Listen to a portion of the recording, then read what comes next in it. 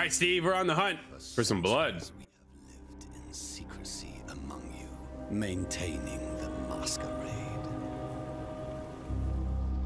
We have influenced your society, fed on your blood, thrived among you, until now. Our leadership was betrayed, decimated in a savage attack. Chaos followed, and a bloody sectarian war now rages on the streets of Prague.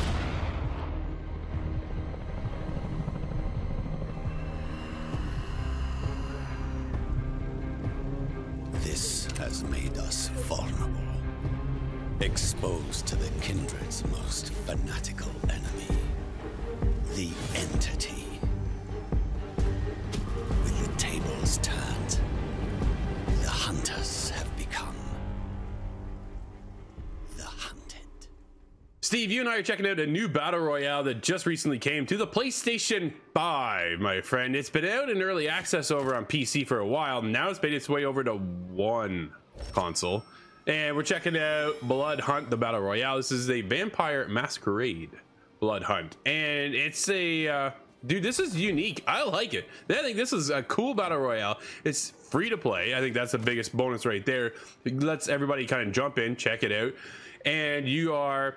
a number of different characters. It's up to you which kind of class you want to pick. I went with the Saboteur. He's a sneaky little guy, and I like that kind of stealth aspect. It gives me a couple different abilities, and the one ability I like the most is that if I'm getting shot from behind, dude, I can dash away invisible and kind of get out of sight, right? So I'm able to kind of scoot away, find out where my target was shooting me from, and then retaliate and kind of go back. But it's a smaller Battle Royale, which I kind of think is welcoming at this point, right? We're all used to that, you know, over 100 people in a Battle Royale situation. You can do it solo, duo, or trio, and then from there just kind of go out and try to survive. You also have the ability to, once you die, you do get 1 life to come back, but if you get knocked because you're a vampire, you actually heal yourself if you're able to get away from those who actually hunt you down and take you out. Steve, I've had a great time so far. How about you? I actually love this game, and I would want to point out I'm actually rubbish at Battle Royales. I do not last very long. As a hint, I don't jump on you like Rainbow Six and Fortnite and things like that. But the one thing I did like about this was, even though I'm not very good at the shooting front of things, you can actually do a bit more stealth stuff if you wanted to just hide out the way, just keep upgrading your weapons and things like that. I do like the idea as well. There is plenty of weapons around the whole map, and it's not a huge map. It's set in Prague, and then you have like a red gas that shrinks like most Battle Royales, and it's obviously the last vampire standing. But I do like the idea as well that you can also, there's plenty of civilians around where you can actually upgrade certain your abilities. You do end up with 2 abilities depending on what class of vampire you are, and you can increase them. You can also get extra life depending.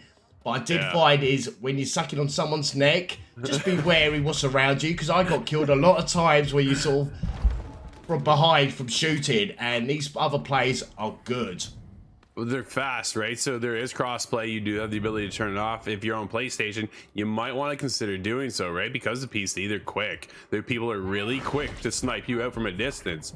And dude, the one part, so I was a Saboteur. It was awesome. I was invisible. There's a verticality thing to the game as well, right? So you can climb up the walls, and I'm up top, and I'm kind of scouting the area. But because I'm the Saboteur, as crouched, I went invisible, right?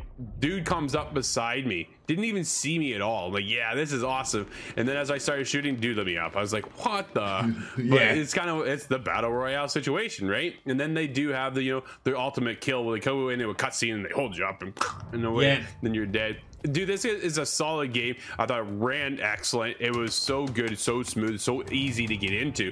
But there's a lot to get into, really, when you're trying to discover, okay, what is your class you want to focus on? You go to your hub world, right? It's like a church. And then within that hub world, there's lore to kind of go and explore and kind of get more. Exactly. So there's more of like a backstory as to what's going on within the world and stuff. I thought that was really cool as well. Dude, I've had a blast. This is definitely a free-to-play title that I think people are sleeping on just a little bit and should give it a good shot. There's lots to do here, and you can play with your friends too. So definitely don't miss out. Steve, when it comes to Battle Royale, a lot of them have one game mode, and sometimes it's only one game mode that's kind of leaving you to it, right? It's just you have your solo, your duo, or your trio, and that is it. There are no extra game modes. You're starting to see some of these other ones branch out a little bit into some other opportunities to kind of keep the longevity of the game. For now, this is pretty early for Bloodhunt, so to focus on one mode is really good, and it just runs so well. It feels great. It is quick. Keep that in the back of your mind. But overall, dude, that's it, right? It's just one mode and away you go. But we'll see if they introduce something new. I think that would be nice and enticing to introduce some new players. So we'll see what comes around. But what did you think about the graphics overall?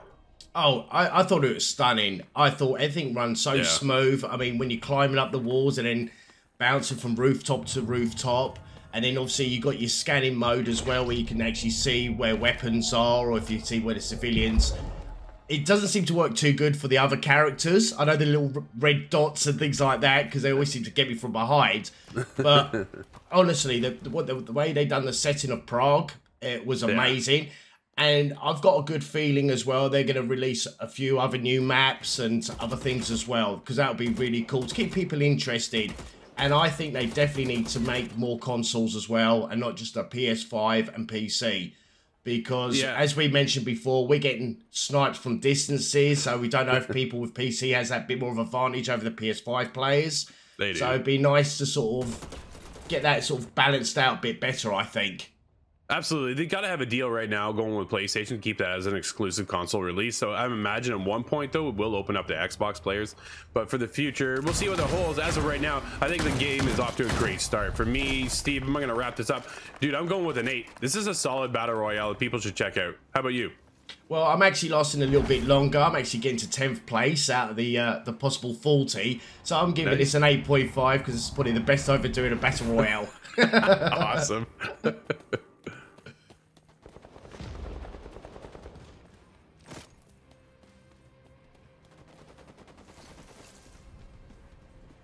Vampire the Masquerade Bloodhunt is a unique twist on the conventional Battle Royale game.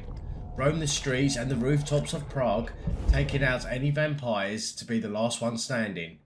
With special abilities and civilians to top up your blood bank, this game is a lot of fun.